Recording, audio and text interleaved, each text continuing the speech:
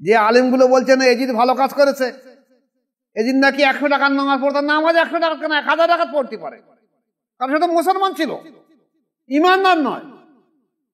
মুসলমান ছিল, ইমানদার নয়, তাকে তো নামাজ পড়তে হবে, তাকে তো রোজা করতে হবে, তার অন্তরে ইমান প্রবেশ করছে কিনা দেখতে হবে। আর যে ওলামা সমাজগুলো আজকে আপনারা তাদের এজিদের তাবেদারি করছেন, আমি আপনাদের বলে দিয়েছি দুটো কথা। এক, আপনারা আপনাদের একটা সন্তানকে, এজিদের যদি আপনার এত মহব্বত লাগে, আপনাদের একটা সন্তানকে বা নাতিকে এজিদ নাম রেখে দেন দিন দেখি। দ্বিতীয় জিনিস হলো, যেসব ওলামারা, সে হাফেজ হোক, কারি হোক, মাওলানা হোক, মুফতি হোক, যারা এজিদের সুপারিশ করছে, এজিদ ভালো মানুষ বলছে, একজন আলেম হাত তুলে বলুন যে হ্যাঁ তার অন্তর আল্লাহর জিকিরে জারি আছে আর তাজকিয়া নফস হয়েছে। কারণ এ হলো আহলে বায়াত ছাড়া হয় না, আহলে বায়াতের মহব্বত প্রেম ছাড়া জীবনেও হবে না। উপস্থিত তরিকাতের সালেকিন বৃন্দ,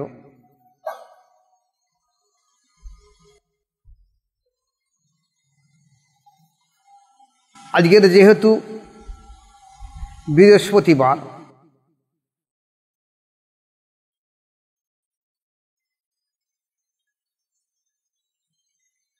দুদিন পরে শুক্র শনি বাদে রবিবারে মহরম, তাই আজকের মহরম সম্পর্কে কিছু আলোচনা আপনাদের সামনে রেখে দিই।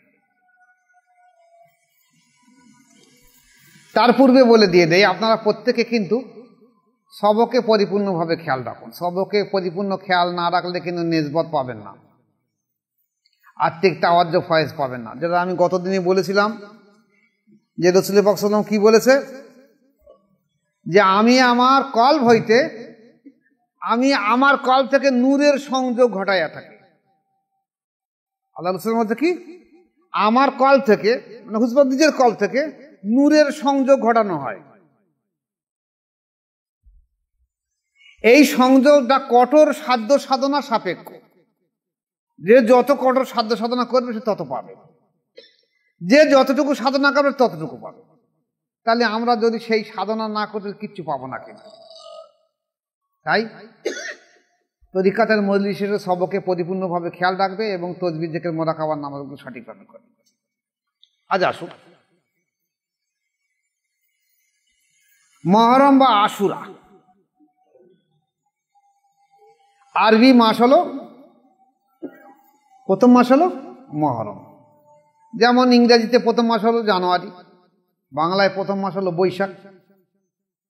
কিন্তু মজার জিনিস যে টোটাল ইংরাজি ভাষাভাষী মানুষ যারা বিশ্বে আছে, তারা কিন্তু প্রথম তারিখই নববর্ষ বলা হয়, বছরের প্রথম তারিখই তারা সারা বিশ্ব জুড়ে একটা আনন্দ উৎসব করে। বাংলা ভাষাভাষী মানুষরা আবার পয়লা বৈশাখে আনন্দ উৎসব করে। কিন্তু আজ এমন একটা আফসোস হয়ে গেছে যে আমরা মুসলমান, আমরা এই মহরম মাসের চাঁদ কবে উঠে আমরা কেউ বলতে পারবো না, ইংরাজিটা বলতে পারবো।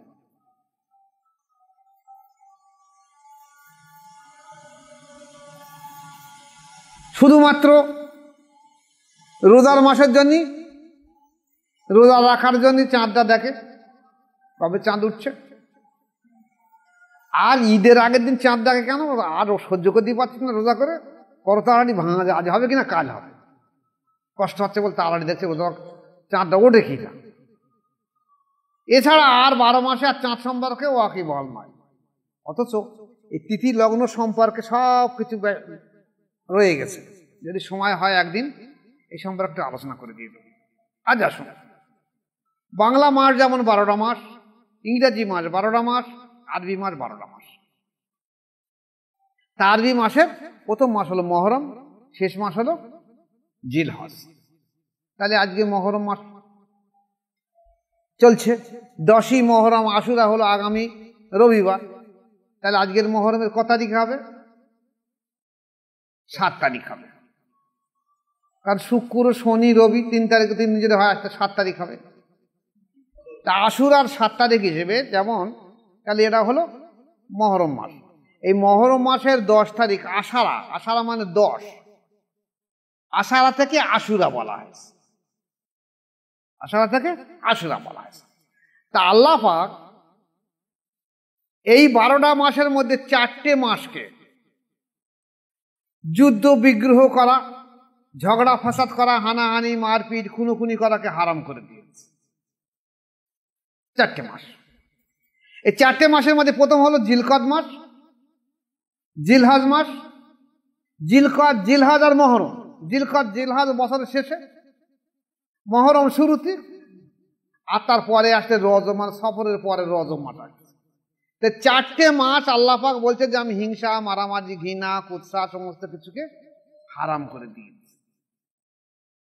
আর এই আশুরা, আষাঢ়া, এই মহরম মাসের 10 তারিখই ঠিক তেমনই একটা ঘটনা ঘটে গেছে, যারা বিশ্বজুড়ে মানুষ জেনে গেছে যে আশুরা বা আষাঢ়া বা 10ই মহরম, যেটা হোসেন রাতানুকে শহীদ করা হয়। আসুন,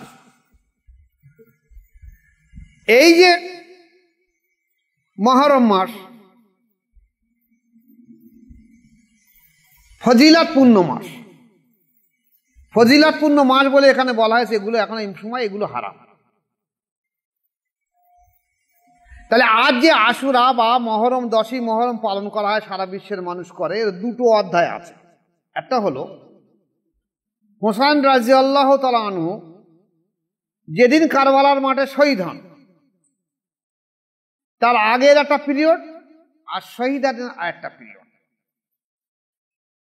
একটা দিনই একটা পিরিয়ড, বা সেখান থেকে একটা পিরিয়ড ঘটে এসেছে। এখন আগের পিরিয়ড গুলো রাসূল পাক সাল্লাল্লাহু আলাইহি ওয়াসাল্লাম বর্ণনা করেছে, সাহাবারাও শুনেছে, কিন্তু হোসেন রাদিয়াল্লাহু ঘটনাগুলো তার আল্লাহ রাসূল বলতে বলা হয়নি। উনি যতগুলো বলেছেন এগুলো তার হাদিস নেই, তার পরবর্তীকালে। যার জন্য অনেকে বলে মহরম করে হাদিস শরীফই নেই, রাসূল পাক সাল্লাল্লাহু আলাইহি ওয়াসাল্লাম বলিনি, রাসূল পাক সাল্লাল্লাহু আলাইহি ওয়াসাল্লাম কথাটাই তো হাদিস। তাহলে উনি তো দুনিয়ায় থেকে পর্দা নেওয়ার পরে তারপর তো খেলাফতের যুগ এসে গেছে, তাহলে আল্লাহ রাসূল বলবে কেন? এবার আসুন, সনদ পরস্পরের বলা হয়েছে যে মহরম এমন একটা মাস, যে মাসে যে রমজানের পরে এই মহরম তথা আশুরা রোজা সর্বশ্রেষ্ঠ রোজা। রমজানের পরে আশুরার রোজা হলো সর্বশ্রেষ্ঠ রোজা। এখন হুজুর পাক সাল্লাল্লাহু আলাইহি ওয়াসাল্লাম বলেছেন, দেখো বনি ইসরাইল বংশে, মানে আমার পূর্ববর্তী যে নবীরা এসেছে তাদের সময় এই মহরমের 10 তারিখে রোজা ছিল ফরজে আইন। কারণ কোরআন বলছে কুতিবা আলাইকুমুস সিয়ামু কামা কুতিবা আলাল লাযিনা মিন ক্বাবলিকুম লাআল্লাকুম তাত্তাকুন। আল্লাহ পাক বলেন, হে রাসূল, তোমাদের পূর্ববর্তী নবীদের উপরে রোজা ফরজ করা ছিল, আর তোমাদের উপর ফরজ করা, যারা তোমরা তাকওয়া পরহেজগারি অর্জন করতে পারো। তাহলে পূর্ববর্তী নবীদের রোজা ফরজ ছিল, সেটা হলো আশুরার 10 তারিখে।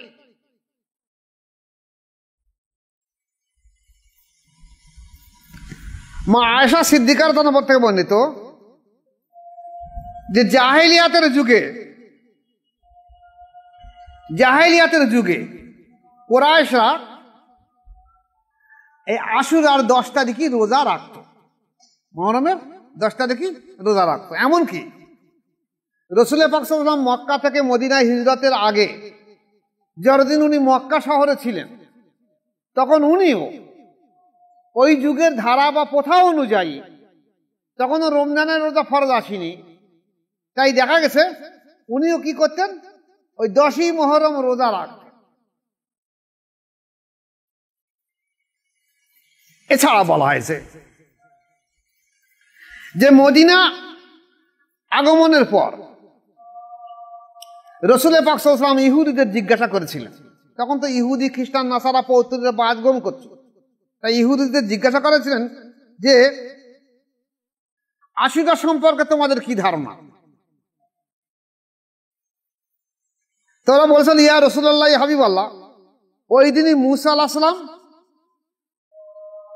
ও বনি ইসরাইলদেরকে ফেরাউনের হাত থেকে আল্লাহ পাক রক্ষা করেন, তাই আমরা এই সম্মানার্থে ওই দিন আমরা রোজা রেখে দিই। তা রাসূল পাক সাল্লাল্লাহু আলাইহি ওয়াসাল্লাম বলে, দেখো মুসা আলাইহিস সালাম তো তোমাদের থেকে আমাদের হকদার বেশি, তাহলে আমরা ওই দিন রোজা রাখবো না, আমরা আগে থেকে রেখে আসি, তো ওই দিন আমরা বিশেষ করে রোজা রাখবো এবং তোমরা সবাই ওই দিন রোজা রাখো। তাহলে এটা হলো মুহররমের একটা বিশেষ দিক। এবার আসুন, এই যে 10ই মুহররমে আল্লাহ পাক আগে এই হোসানাতুল শহীদানের আগে অনেক ভালো কাজ করেছে। পৃথিবীর যত ভালো কাজ সবাই আশুরার দিনে হয়, তার জন্য কিছু কিছু জিনিস আলোচনা করে দিয়ে দিই। দেখো, যেমন রাসূল পাক সাল্লাল্লাহু আলাইহি ওয়াসাল্লাম বলেছে, দেখো আল্লাহ পাক এই আশুরার দিনে আসমানকে তৈরি করেছে। আসমান সৃষ্টি করেছে কবে? আশুরার দিনে। আর কি করেছে? পাহাড় পর্বত, কলম, লৌহে মাহফুজ আল্লাহ পাক আশুরার দিনে সৃষ্টি করেছে, এই মুহররমের দিনে। আর কি?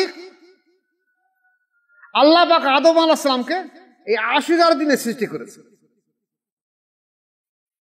এবং আল্লাহ পাক আদম আলাইহিস সালামকে বেহেশতে যে দিন স্থান দেন সেদিনেই আশুরার দিন। এছাড়া বলা হয়েছে হযরত ইব্রাহিম আলাইহিস সালামের জন্ম হয়েছে আশুরার দিনে এবং আল্লাহ পাক ওনাকে সেই নমরুদের আগুনের কুণ্ডলী থেকে যখন বাইর করেছে সেদিনে ছিল 10ই মুহররম আশুরা। এরপরে আর একটা মজার জিনিস হলো যে ওনার পুত্র ইসমাইল আলাইহিস সালামকে যেদিন কোরবানি করা হয় সেদিন কিন্তু জিলহজ মাসে নয়, সে হলো এই মুহররমের 10 তারিখে। এইটা একদিন পরে আলোচনা করে দিয়ে দেবো, কারণ অনেকের ধারণা রয়ে গেছে যে ঈদুল আজহা মানে ওই দিন বোধহয় কোরবানি করা না, এটা হয়েছে যে এই দিনে 10ই মুহররমের দিন। এছাড়া বলা হয়েছে হুজুর পাক সাল্লাল্লাহু আলাইহি ওয়াসাল্লাম হাদিসে এসেছে যে ফিরআউনকে আল্লাহ পাক যে নীল নদে ডুবিয়ে মেরেছিল সেটা এই 10ই মুহররমের দিন। আইয়ুব আলাইহিস সালাম নবী, আল্লাহ পাক ওনাকে যে রোগ থেকে মুক্ত করেছিলেন সে ওই আশুরার দিন। আদম আলাইহিস সালামকে যখন জান্নাত থেকে দুনিয়ায় পাঠিয়ে দেওয়া হয় 300 বছর মতান্তর কম বেশি উনি আল্লাহ পাকের কাছে কাঁদা করেছেন, তওবা পাঠ করেছেন। যেদিনে আল্লাহ পাক এই তওবাটাকে কবুল করে সেদিন আশুরার দিন। হযরত ঈসা আলাইহিস সালাম বিনা বাপে পয়দা, তো ঈসা আলাইহিস সালাম যেদিন দুনিয়ায় আসে সেদিন আশুরার দিন 10ই মুহররম। আবার বলা হয়েছে এই পৃথিবী যেদিন ধ্বংস হবে সেদিন হলো 10ই মুহররম। আল্লাহ পাক দাউদ আলাইহিস সালামকে ক্ষমা করে দেন এই আশুরার দিনে। সুলাইমান আলাইহিস সালামকে আল্লাহ পাক রাজত্ব দেন এই 10ই মুহররম। এছাড়া আরো মজার জিনিস হলো যে আসমান থেকে আল্লাহ পাক প্রথম বৃষ্টি জমিনের বুকে অবতীর্ণ করে এই 10ই মুহররমের দিন। আর আল্লাহ পাকের রহমত সর্বপ্রথম পৃথিবীর বুকে আসে 10ই মুহররম। তাহলে এই 10ই মুহররম আরো বিস্তারিত আলোচনা হাদিস শরীফে এসেছে, করতে গেলে অনেক বড় হয়ে যাবে, আমি সেদিকে চাচ্ছি না। তাহলে যত ভালো কাজ সব আশুরার দিনে ঘটেছে। তাহলে সেই জন্য আশুরাকে ইহুদি, খ্রিস্টান, নাসারা তারা সব আশুরা পালন করত। এবার আসুন, আশুরার যদি রোজা রাখা হয় বা ভালো কাজ করলে তার ফজিলতটা কি হবে, এই ঘটনাগুলো কিন্তু সব হাদিস দিয়ে এসেছে। যেহেতু এটা হুসাইন রাদিয়াল্লাহু আনহু শাহাদাতের আগের ঘটনা, আর শাহাদাত থেকে তার পরের ঘটনাটা পরের পিরিয়ড আসছে। রাসূল পাক সাল্লাল্লাহু আলাইহি ওয়াসাল্লাম বলেছে, দেখো যে আশুরার দিনে যদি কোনো ব্যক্তি একটা রোজা রাখে তাহলে এই একটা রোজার পরিবর্তে আমি আল্লাহ পাক তাকে 30টা রোজার সওয়াব তার আমল নামায় দান। এরপরে বলেছেন যদি মহরম মাসে কোনো ব্যক্তি যদি 10টা রোজা রাখে, আমি কিন্তু আজ থেকে পূর্বে মহরম মাসের 10টা রোজা রাখতাম, এখন শরীরে পেরে উঠছে না বলে করতে পারছি না। তার রসুল বলতে দেখো মহরমে যে 10টা রোজা কেউ রাখে, 10টা রোজার পরিবর্তে আল্লাহ পাক কি করবে, 10,000 ফেরেশতা সারা জীবন ধরে যে ইবাদত করে তার যা সওয়াব হবে 10,000 ফেরেশতার, এই 10,000 ফেরেশতার সওয়াব এই 10টা রোজার পরিবর্তে তার আমল নামায় দিয়ে দেওয়া। এছাড়া আশুরার যদি একটা রোজা রাখে, তাহলে এই ব্যক্তিকে 10,000 শহীদের যে পূর্ণ সওয়াব হবে, সেই 10,000 শহীদের পরিবার হুকুমি সওয়াব এই ব্যক্তির আমল নামায় দিয়ে দেওয়া, এবং 10,000 হাজি এবং 10,000 উমরাকারীর সওয়াব এই ব্যক্তির আমল নামায় দিয়ে দেওয়া। এরপরে বলা হয়েছে এই দিন যদি কোনো এতিম ব্যক্তিকে তার গায়ে মাথায় হাত বুলিয়ে দেয়, তা রাসূল সাল্লাল্লাহু বলতে দেখো এই এতিমের মাথায় যতটা চুল আছে ওই চুলের পরিমাণ সওয়াব নেকি তার আমল নামায় দিয়ে দেওয়া। আর কি ওই দিন যদি 10ই মুহররম আশুরার দিনে যদি কোনো ব্যক্তি কোনো মুমিন ব্যক্তিকে খানা খাওয়ায়, আল্লাহ রাসূল বলেন কোন মুমিন ব্যক্তিকে খানা খাওয়ায় তা সে যেন আমার সমস্ত উম্মতকে একসাথে খানা খাওয়ায়। তাহলে এই আশুরার দিনে এবারে বলুন তাহলে আমরা পালন করব না করব না? নিশ্চয়ই পালন করব। আমরা কি করব, আমরাও চেষ্টা করব আশুরার দিনে যদি আমরা একটা মেহমান পারি খানা খাওয়াবো। এখন আমি আগের বর্ণনায় বলেছি যে যেহেতু আমরা রবিবারে এখানে অনুষ্ঠান ডেকেছি আশুরার দিনে, তাই যেসব মুরিদরা আমার এখানে আসবে, এখানে যখন আমরা মেহমানদারি করেছি তাহলে ওদিন তারা রোজা না রেখে তারা শুক্রবার আর শনিবার রোজা রাখবে, আর 3টে করবে তারা শুক্র শনি আর সোমবারটা করবে। আর যেসব মা বোনেরা এখানে আসবে না, কারণ আমাদের এখানে কোনো মহিলাদের জায়গা নেই, আমাদের আলোচনার মজলিসে মেয়েদের কোনো স্থান নেই, আসার হুকুমও নেই। আর যেসব দূরবর্তী আমার মুরিদরা যারা আসবে না তারা রোজা রাখবে 2 থেকে 3টে, হয় শনি রবি সোম করবে 3টে করতে পারলে, না শনি রবি করবে, যদি আরো বেশি করো তাহলে শুক্র শনি রবি করবে। আর যদি পারা যায় তাহলে কোনো ব্যক্তিকে কিছু খানা খাওয়াবে বা কিছু খিচুড়ি করে বিলি করে। এটা হলো মহরমের হুসাইন রাদিয়াল্লাহু শাহাদাতের আগের পিরিয়ড। পরের পিরিয়ডে আসুন, শাহাদাত থেকে শাহাদাতের পরের পিরিয়ডে হালকা করে কিছু আলোচনা করে দিয়ে দেই আপনাদেরকে, ভালো করে খেয়াল রাখুন।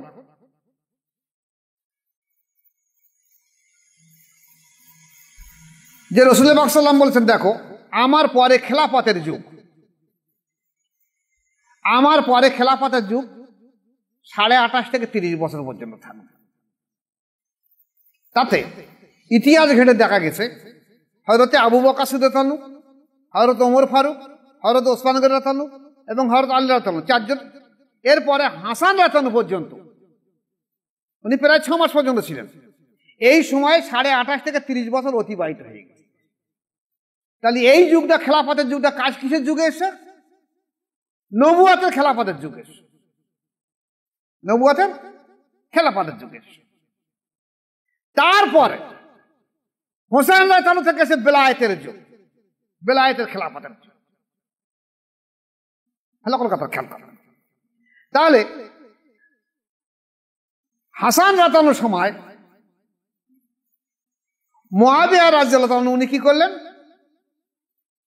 যে খেলাফতের দায়িত্ব ওনার সঙ্গে চুক্তি করে নিজের ঘাড়ে দায়িত্ব নিলেন যে ঠিক আছে আমি 6 মাস চালাবো, 6 মাসের পরে তোমাকে খেলাফত ফিরিয়ে দিয়ে দেব। ইনি সেই শর্তে রাজি হয়েছেন। এই 6 মাসের মধ্যে হাসান রাতানুকে 20 পরাগে হত্যা করা হয়। তারপর উনি সেই খেলাফতটা হ্যান্ড ওভার করে ওনার ছেলেকে এজিদকে দিলেন। এজিদ তখন ছেলে মানুষ 22 বছরের ছিল। এবার আসুন, তখন খেলাফতের রাষ্ট্রের যুগ তো শেষ হয়ে গেছে, যেহেতু 30 বছর অতিবাহিত হয়ে গেছে। তাহলে এবারে বেলায়েতের যুগ আসবে। তাহলে রাষ্ট্রের যুগ যখন নেই, হোসেন আল্লাহ তাআলা তখন এজিদের কাছে বায়াত হওয়ার প্রয়োজন নেই। আর এজিদ দেখেছে যে আমার বাপ যে রাষ্ট্রীয় খলিফা ছিল, তাহলে আমি যদি রাষ্ট্রের খলিফা হই এবং বেলায়েতের অর্থাৎ বায়াতের খলিফা হই, তাহলে আমি মুসলিম সাম্রাজ্যের একটা বড় নেতা হয়ে যাব। কিন্তু হোসেন আল্লাহ তাআলা মানে নেই। দেখো, তুমি রাষ্ট্রের ক্ষমতা খলিফা হতে পারো, কিন্তু বেলায়েতের অবস্থা তোমাকে মেনে নেওয়া যাবে না। বেলায়েতের অবস্থা হতে গেলে আমাকেও তোমার কাছে বায়াত গ্রহণ করতে, এটা মেনে নেওয়া যাবে না। কেন? তুমি একটা লম্পট ব্যক্তি যে মদ পান করে,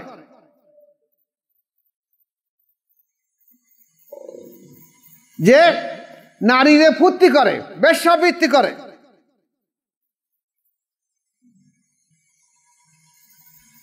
তার কাছে আমার মতন ব্যক্তি বায়াত হবে কি করে? ফলে সেই সময় যারা সাহাবা ছিল বা তাবিন ছিল, তারা মেনে নেয়নি। এই মেনে নেয়নি, সেই হিসেবে দেখা যাচ্ছে কুফার মানুষ চিঠি দিল হোসেনের কাছে, আপনি কুফায় আসুন, আমরা আপনার কাছে বায়াত হব। তো উনি ওনার একটা ভাই মুসলিম রাতানুকে পাঠালেন সেখানে, যে তুমি যাও, কুফায় যাও, আমার আনুকূলে বায়াত করো। উনি সেখানে কুফায় গেলেন এবং 20 থেকে 40,000 লোক ওনার কাছে বায়াত হলো হোসেন রাতানু আনুকূল্যে। এবং উনি চিঠি লিখলেন যে আপনি কুফায় আসুন, কুফার মানুষ আপনাকে মেনে নেবে। এই কুফায় যাবার সময় এজিদ দেখলো যে যদি উনি কুফায় আসে আর কুফার মানুষ মেনে নেয় এবং 20 থেকে 40,000 মানুষ যদি ওনার পিছনে দাঁড়ায়, তাহলে আমার রাজত্ব আর থাকবে না। তাই যেন তেন প্রকারে হোসেন রাতানুকে আমার কাছে সালেনের কাছে বায়াত করাতে হবে যেভাবে হোক, তাহলে দেখা যাচ্ছে ওরাও আমার কাছে বায়াত করবে। দ্বন্দ্বটা এই জায়গাটা আসলো, বায়াত নিয়ে দ্বন্দ্ব, অন্য কোনো জিনিস নিয়ে দ্বন্দ্ব না। ফলশ্রুতি হলো কি? কারবালার লড়াই হলো, শাহাদাতে কারবালা। নবীর বংশ কারবালায় সব শহীদ হয়ে গেল। কিন্তু মজার জিনিস হলো, এই যে বেলায়েতের নিসবত, বেলায়েতের যুগ মুছে যাবে বলে হযরত হোসেন রাদিয়াল্লাহু করলেন কি?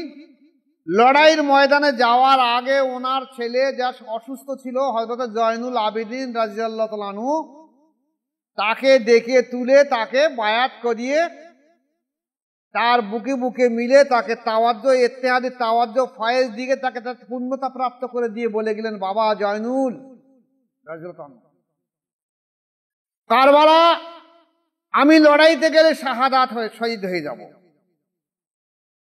আমার নানার দিন আবার তোমার মাধ্যম দিয়ে সারা বিশ্বে আবার জারি থাকবে, তাই হুকুম। তাই বলে এজিদের কাছে বস্তুতা স্বীকার করো না। তাই ঘটলো, শাহাদাত হলো। এখন মজার জিনিস হলো, বাকি পিরিয়ডগুলো পরের দিনে আলোচনা রাখবো।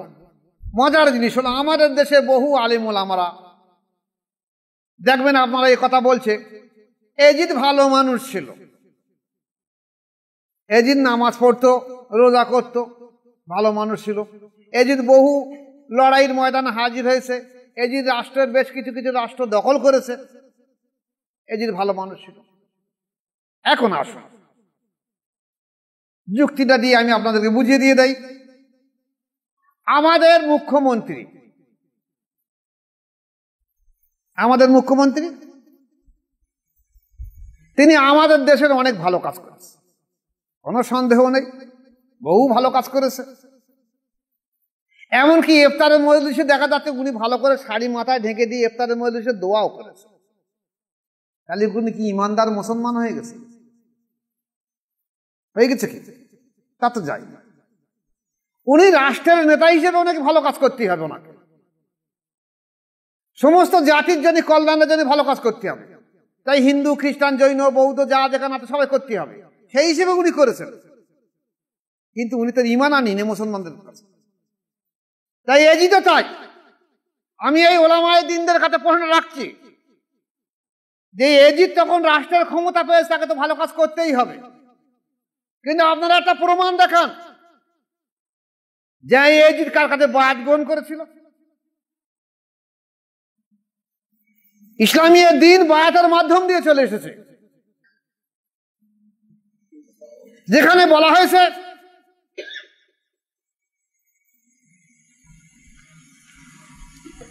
হযরত জুবাইর ইবনে বুখার রাহমাতুল্লাহ আলাইহি বলেন, সুলাইমান দাওরাদি আমাদের নিকট বর্ণনা করেছেন, তিনি জাফর ইবনে মুহাম্মদ থেকে, জাফর ইবনে মুহাম্মদ তার পিতার সূত্রে বর্ণনা করেন যে রাসূল পাক সাল্লাল্লাহু আলাইহি ওয়াসাল্লাম হযরত হাসান রাতানুকে, হযরত হুসাইন রাতানুকে, হযরত আব্দুল্লাহ ইবনে আব্বাস রাতানুকে এবং আব্দুল্লাহ ইবনে জাফর রাতানুকে শিশু অবস্থায় বায়াত করিয়ে দিয়েছে। দলিল আল বেদায়ার নেহায়া 8ম খণ্ডের 226 পৃষ্ঠা। তো এজিদ বায়াত হয়েছে, একটা দলিল দেখানো হোক।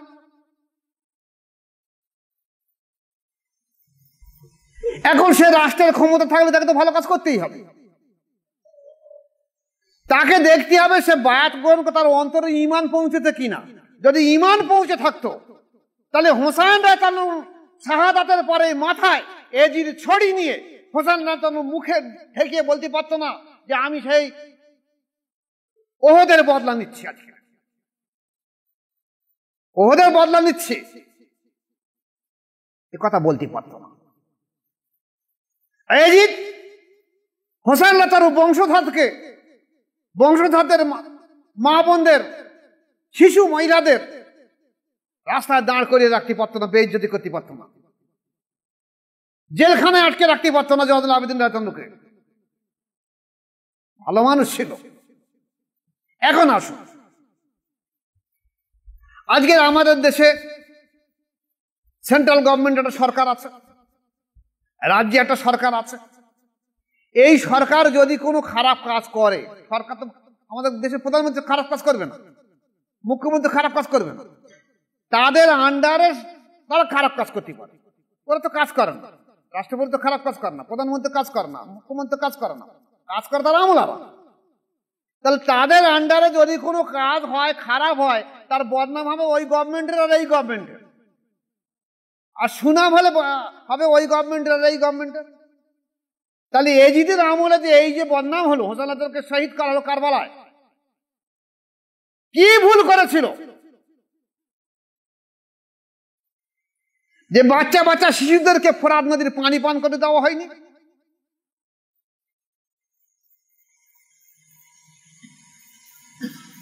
যদি এজিদ শাসক ভালো হয়ে থাকে তাহলে আমি সেই আলেম ওলামাদের বলে দিয়ে দিচ্ছি, আপনারা একটা প্রমাণ দেখান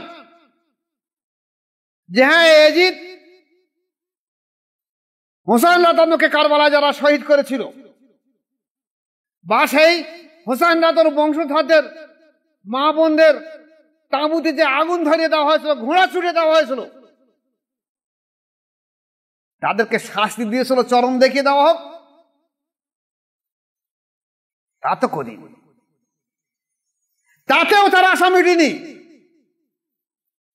তাই তো মদিনা আক্রমণ করলো, মক্কা আক্রমণ করলো। এখন এর পরেও যদি কোনো আমরা বলেন না হাদিস শরীফে এজিদের কথা নেই, আচ্ছা এজিদের কথা থাকবে কি করে? রাসূল পাক সাল্লাল্লাহু আলাইহি ওয়াসাল্লামের সময় তো এজিদ ছিল না। এখন অনেক ওলামা বলছে না, ইসলামী শাসন ব্যবস্থায় অনেক ভালো কাজ করেছে এজিদ, তাকে তো করতেই হবে ভালো কাজ, কিন্তু খারাপ কাজগুলোর দায়িত্ব নেবে কে? আজকের আমাদের দেশের গভর্নমেন্ট যদি ভালো আর খারাপ দুরকম কাজ করে, মানুষ মূল্যায়ন করবে, খারাপ কাজ করলে তাকে নিচে ফেলে দিয়ে দেবে, ভালো কাজ করলে আরো 5 বছর তাকে ক্ষমতা রেখে দিয়ে দেবে। তাহলে এজিদ খারাপ কাজ করেছে বলেও আজকের সারা বিশ্বের মানুষ কোনো তার সন্তানের নাম আর এজিদ রাখতে চায়। যে আলেমগুলো বলছে না এজিদ ভালো কাজ করেছে, এজিদ নাকি 100 টাকার নামাজ পড়তো, নামাজ 100 টাকা কেন 1000 টাকা পড়তে পারে, কারণ সে তো মুসলমান ছিল, ইমানদার নয়, মুসলমান ছিল ইমানদার নয়, তাকে তো নামাজ পড়তে হবে, তাকে তো রোজা করতে হবে, তা তার অন্তরে ইমান প্রবেশ করছে কিনা দেখতে হবে। আর যে ওলামা সমাজগুলো আজকে আপনারা তাদের এই যে তাবেদারি করছেন, আমি আপনাদের বলে দিয়েছি দুটো কথা। এক, আপনারা আপনাদের একটা সন্তানকে এজিদে যদি আপনার এত মহব্বত লাগে, আপনাদের একটা সন্তানকে বা নাতিকে এজিদ নাম রেখে দেন দিন দেখি। দ্বিতীয় জিনিস হলো, যেসব ওলামারা, সে হাফেজ হোক, কারি হোক, মাওলানা হোক, মুফতি হোক, যারা এজিদের সুপারিশ করছে, এজিদ ভালো মানুষ বলছে, একজন আলেম হাত তুলে বলুন যে হ্যাঁ তার অন্তর আল্লাহর জিকিরে জারি আছে আর তাজকিয়া নফস হয়েছে। কারণ এ হলো আহলে বায়াত ছাড়া হয় না, আহলে বায়াতের মহব্বত প্রেম ছাড়া জীবনেও হবে না। আমার মনে হয় এই যারা এই এজিদ প্রেমী, এদের একটারও অন্তর আল্লাহর জিকিরে জারি নেই, অনুভূতি নেই, একটারও কলেমা ওদের অন্তকরণে পৌঁছে যায়নি। যদি জেনে থাকতো তাহলে তারা এজিদের তাবেদারি করতো না। যেখানে আমাদের জন্য, আমাদের দিনকে টিকিয়ে রাখার জন্য, রাসূল পাক সাল্লাল্লাহু আলাইহি ওয়াসাল্লামকে দিনকে টিকিয়ে রাখার জন্য ইমাম বংশ সমস্ত কারবালার প্রান্তরে শহীদ হয়ে গেছে, জীবন দিয়ে দিয়েছে। 2 রাকাত নামাজ পড়বে কারবালা, সেই সুযোগ দিচ্ছে না। বাচ্চাকে নিয়ে ফোরাতে গিয়ে তো পানি পান করাবে, পানি দিচ্ছে না।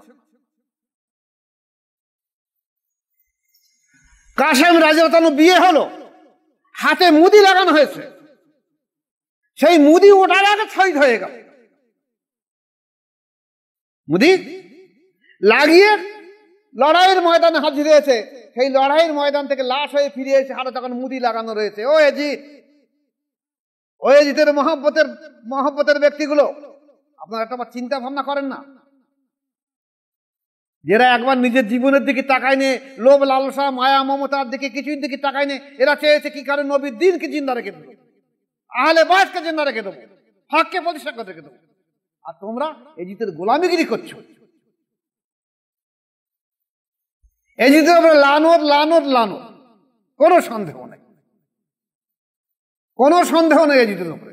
যদি কেউ এই কথা বলে, এজিদকে ভালো মনে করতে ও এজিদ, এই জমানার এজিদ বংশধর, এই জমানার সেই ওই এজিদ আমরা দেখিনি বটে, তাই এই এজিদের বংশধর এই দেখতে পাচ্ছে এই জমানায় রয়ে গেছে, এই কথা মনে করবেন, তাহলে দেখা যাবে। তাহলে আমরা কি করব? আশুরার দুটো যে অবস্থা এসেছে, তাহলে আমরা একদিক দিয়ে অন্তরে মহব্বত রাখবো, নবীর মহব্বত বংশধরদের রেশ রাখবো। আরে আগে আজ থেকে কিছুদিন পূর্বে আমার দেশের এই মানুষ কিন্তু মহরমের আশুরার দিনে কি করতো? ওরা মাঠে নাঙল চষত না, কোদালও কোপাতো না, বলতো না আজ কাজ কাম করবে। এখন এই ওহাবি মতাদর্শ ফাতনা এসে ওরা বলছে ওরা সেরে খাবে আর বেদাত হবে, এই সেরে খাবে আর বেদাত হবে করতে করতে করতে করতে এমন কাজ করে ফেলেছে যে নবীর মহব্বত প্রেম তুলে দিচ্ছে। আসলে ওদের অন্তরই নেই। অন্তর থাকলে কথা বলতে, অন্তর থাকলে নবীর প্রেম মহব্বত আসবে, এটা অন্তরের দরকার। যে কারণে আল্লাহ রাসূল বলেছে যে আমি আমার কলব হইতে নূরের সংযোগ ঘটাই থাকি। আহলে বায়াত যারা আছে তাদের ভেতরে নূরের সংযোগ ঘটানো থাকে। যে যতটা পরিমাণ কঠোর সাধ্য সাধনা করবে ততটা পরিমাণ পাবে, আর সাধ্য সাধনা সাপেক্ষ। আর এরা অধিকাংশ বায়াতকে অস্বীকার করেছে যে বায়াতের প্রয়োজন নেই, আর বায়াতের জন্যই কারবালা শহীদ করা করছে। আর আমরা সেই আহলে বায়াতকে জিন্দা করার জন্য আজ আমরা কেন উপস্থিত হয়েছি? আল্লাহ পাকের লাখ শুকরিয়া। আমরা চেষ্টা করব যে হোসেন তাহলে যদি তার বংশধরদের কারবালায় শহীদ সমস্ত কিছু বিলিয়ে দিতে পারে ইসলামের জন্য, দিনের জন্য, আমরা ওই আহলে বায়াতের জন্য আমরাও চেষ্টা করবো আমাদের সব দিন বিলীন করে দিতে, তাও দিয়ে দেবো, তবু আহলে বায়াতকে আমরা জিন্দা রাখি। রাজি আছেন সবাই? তাহলে আমরা চেষ্টা করব যে আশুরার যে দুটো অবস্থা, একটা এই অবস্থা, একটা এই অবস্থা, দুটোই পালন করব। আশুরার পালনের অবস্থা কেমন একটা গল্প, একটা ছোট্ট গল্প বলে বুঝতে পারবেন। যে জনাবে রাসূল পাক সাল্লাল্লাহু আলাইহি ওয়াসাল্লাম একজন সাহাবার বাড়ি গিয়েছে, গিয়ে দেখলো একটা পাখি আছে, পোষা পাখি। রাসূল পাক সাল্লাল্লাহু আলাইহি ওয়াসাল্লাম দেখো এই পাখিরা, এরা কিন্তু আশুরার দিনে রোজা রেখে দেয়, পাখিরা আশুরার দিনে রোজা রেখে দেয়। বনের হরিণরা রোজা রাখে কেন? তখন এই হোসানাতের পিরিয়ড আসি না, তার আগে আর হোসেনলাত পিরিয়ডের পরে সারা বিশ্ব কেঁদেছিল। গ্রহ নক্ষত্র চন্দ্র সূর্য থেকে আরম্ভ সারা পৃথিবী, আগুন পানি মাটি বাতাস সমস্ত মখলুকাত সমস্ত সৃষ্টিগুলো কেঁদেছিল যে আল্লাহ এ কি অবস্থা, যে তোমার দিনের জন্য একটু পানি পেল না, পানির কি অভাব হয়েছে পরাদ্ধনীতে, বাচ্চা পাতা সন্তানগুলো কি অন্যায় করেছে, সারা বিশ্ব কেঁদেছিল। আর এরা অষ্টআটি হেঁটেছিল কারা? এজিদের দলেরা। তাই আল্লাহ পাকে লাখো শুকরিয়া যে আমরা চেষ্টা করবো ওই দিনই আশুরা পালন করার জন্য। একদিক থেকে যেমন এই দিকে আমরা দুটো অবস্থায় পালন করব, আমরা চেষ্টা করব আশুরাকে ভালোভাবে পালন করা এবং সারা বিশ্বকে আবার নতুন করে আশুরাকে পালন করার মতন বলা এবং চিন্তা ভাবনা রাখার চেষ্টা করব। কারণ আশুরা বর্তমানে প্রায় উঠে গেছে।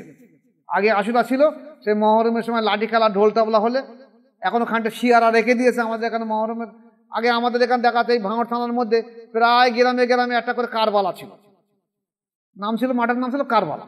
সেখানে লাঠি খেলা হতো, তাজিয়া বার করা হতো এই মহরমের সময়। সেটা উঠে গেছে এখন, ঠিক আছে উঠে যায় যাক, কিন্তু মহরমের আরগুলো তো পালন করতে হবে।